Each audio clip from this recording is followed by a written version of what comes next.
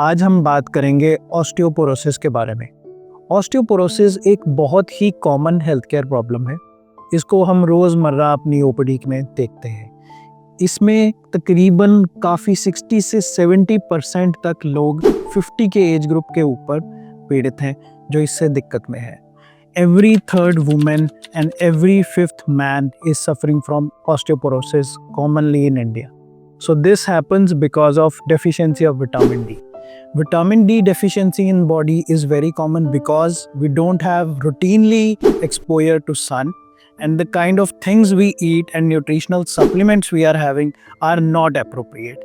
जो हमारा खान पान है, जिस तरीके से हमारी लिविंग है, जिस तरीके से हम चल रहे हैं या जो हमारा लाइफस्टाइल है, that is not appropriate. So that all causes osteoporosis.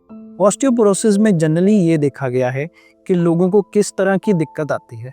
दिक्कत में लोग जो हमारे पास ओपीडी में आते हैं वो जनरली ये दिक्कतें लेके आते हैं कि हमारे जोड़ों में दर्द है, कभी कंधे में दर्द है, कभी घुटनों में दर्द है या चूल्हे वाली जगह पे दर्द हो रहा है। उनको नॉर्मली उठने बैठने में दिक्कत आ रही है, नीचे से खड़े नहीं हो पा रहे हैं या आराम से बैठ नहीं पा रहे हैं। पॉलीआर्थ्रेल्जिया कहते हैं इस दिक्कत को, जो सारे जॉइंट्स में उनको दर्द होता है। ऑस्टियोपोरोसिस को काफ़ी तरह से डायग्नोस किया जा सकता है या आप पता लगा सकते हो कि आप इस दिक्कत से पीड़ित हो या नहीं हो। दिस इज इंक्लूडिंग जो आपकी डिटेल्ड मेडिकल हिस्ट्री है, कोई आप दवाई काफ़ी लंबी देर से खा रहे हो जो आपको ऑस्टियोपोरोसिस कर सकती है, कोई ऐसी दिक्कत जो आपको पहले हुई हो जिसकी वजह से आपने दवाइयाँ और तरह के लिए हो जाए, थायराइड की कोई दवाई खा रहे हो किसी तरह की, या कोई लॉन्ग टर्म स्टेरॉइड ट्रीटमेंट पे हो जो आपको ऑस्टियोपोरोसिस कर सकती है, या कोई एंटी एपिलेप्टिक दौरे की दवाई खा रहे हो जो आपको ऑस्टियोपोरोसिस कर सकती है। सो इसको डायग्नोज करने के भी काफ़ी सारे तरीके हैं। इसको डायग्नोज करने में हम एक्सरेज करा सकते हैं। तो एक्सरेज मोस्ट कॉमनली इंक्लूड्स जो आपकी पीठ के एक्सरे हैं, वो काफ़ी देर से माने गए हैं कि ऑस्टियोपोरोसिस का डायग्नोसिस बताते हैं। और जो डिस्टल रेडियस है, हमारी रिस्ट वाली जो हड्डी होती है, उसका एक्सरे करा के आप ऑस्टियोपोरोसिस की जांच करा सकते हो। और एक काफ़ी commonly done scan that is the DEXA scan. DEXA scan हमें ऑस्टियोपोरोसिस के बारे में बताता है। इसमें एक टी स्कोर होता है, जैसे हड्डी रोज़ बनती और हड्डी रोज़ टूटती है।